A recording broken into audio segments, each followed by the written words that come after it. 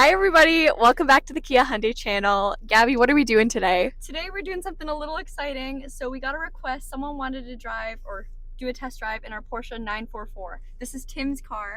So Tim's taking us for a spin. It is very comfy. So if you have a family of four, I highly recommend. I love being able to put my legs straight when I'm in the car. It's a one-person car. It's a one-person car. It's a driver car. At best. So we're getting our chauffeur to drive us around Brantford while we talk about leasing. So let's get into it. All right, so now we're on the road. We're driving through Brantford, and I'm going to ask Charlotte a couple questions about leasing since she is our leasing pro. First up, I think the best question is, what is leasing?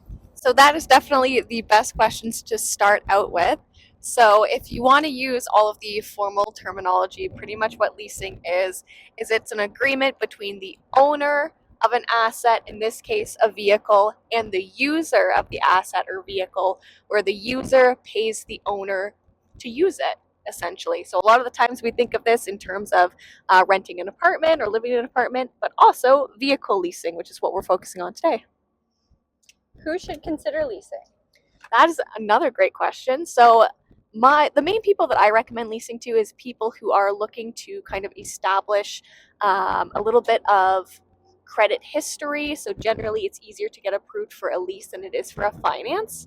Also, if you're someone who likes to change your vehicles more frequently, you like to consistently be driving a newer vehicle, leasing is going to be a more affordable option for you in the long run as well.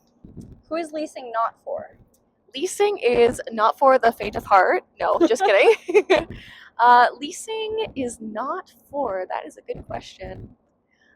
If you like to own your vehicle, if you're planning on keeping it for a really long time, then I wouldn't recommend leasing. Also, if you're an incredibly high mileage driver. If you are doing a lot of commuting, where say you commute from Brantford to Toronto, leasing probably isn't going to be the move for you because there are mileage restrictions on it. All right, what are some of the benefits?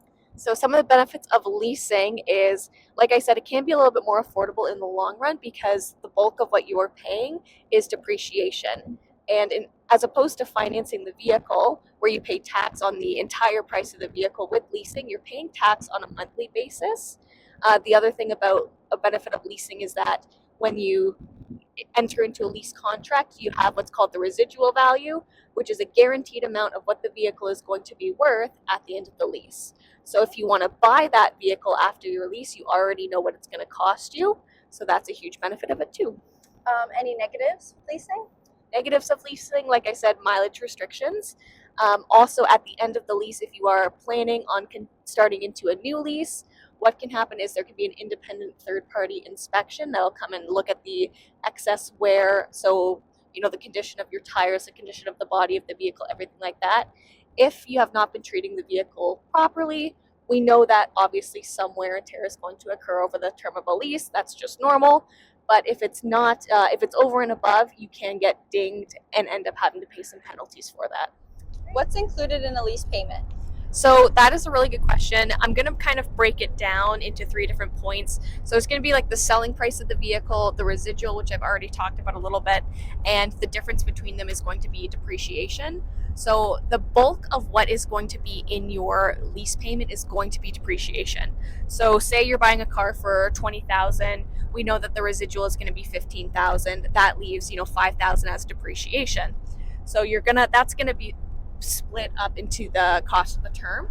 And then of course with that you're also paying tax, you're also paying interest, and then also when you come and pick up your vehicle for your first payment, you're responsible for paying licensing, PPSA, which is your lien registration fee, everything like that too.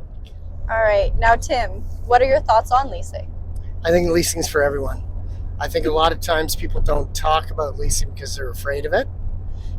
It's just another way of purchasing a car. So whether you pay cash, finance, or lease, it's good value for you. If you think it makes sense for you, then you ask your salesperson to quote a lease as well. Did you lease this car? Nope, paid cash for this car. It's too old to lease. So it's not for everybody. It's not for everyone. Nope. And what's your favorite thing about this car? I get to drive it. Me too. Your leased. Get it? Favorite thing about this Because we're car? talking about leasing. That's really funny. Do you get it? It's a sad day when you realize in a 1989 car that you don't get cup holders. That is a pretty nice car. Boo! We were gonna hit up a Starbucks, but never mind. We don't have anywhere to put it. So we'll finish up this video with a quick walk around of this car, and I hope you guys kind of understood leasing with us today. All right, Timmy, thank you for driving us. Can you show us your car now? Of course. Okay. 1989 Porsche 944 S2 Cabriolet. Okay. Walk around, please. 91,000 kilometers. Purchased it about 4 or 5 months ago. Car's red.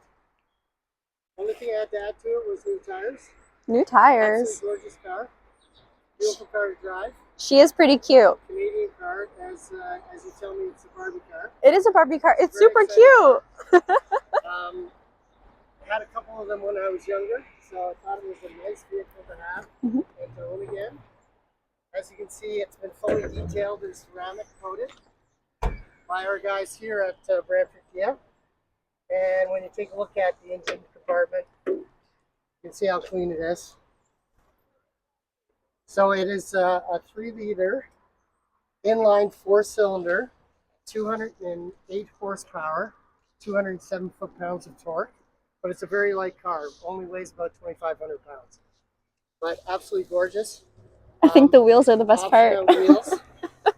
This is an interesting car because it does have air conditioning, double power seats, leather interior, the aftermarket radio. I do have the Blaupunk stereo for the actual original car. As you can see, it's convertible and absolutely gorgeous car to drive. Take your top off. Beg your pardon? Want to put the top down? Yeah. Okay. Sounds good. It has an unlock button. So as we unlock it, it has 2 locking systems that take it down, but obviously are manual. And then it has a power top. Ooh. It's a power top. This is this part of the factory. It's the factory this way. Can it go any faster? Can't go any faster, sorry. That's the way it does. It's a pretty cool car. The cover is on like this. You drop it over. Oh, that's It has cool. Snap downs.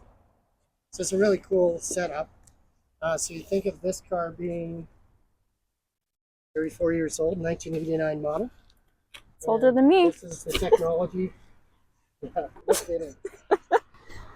This is the technology they had in 1989, and they still use this type of technology, obviously, in the Porsche world.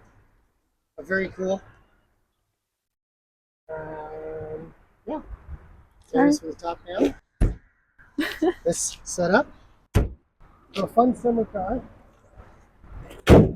So this is your summer car. Can we show them your winter car? It's just right back there. Oh, the winter car? Yeah, my plow. Yeah. Let us know if you guys want to walk around of the Brantford Kia plow. It's very exciting.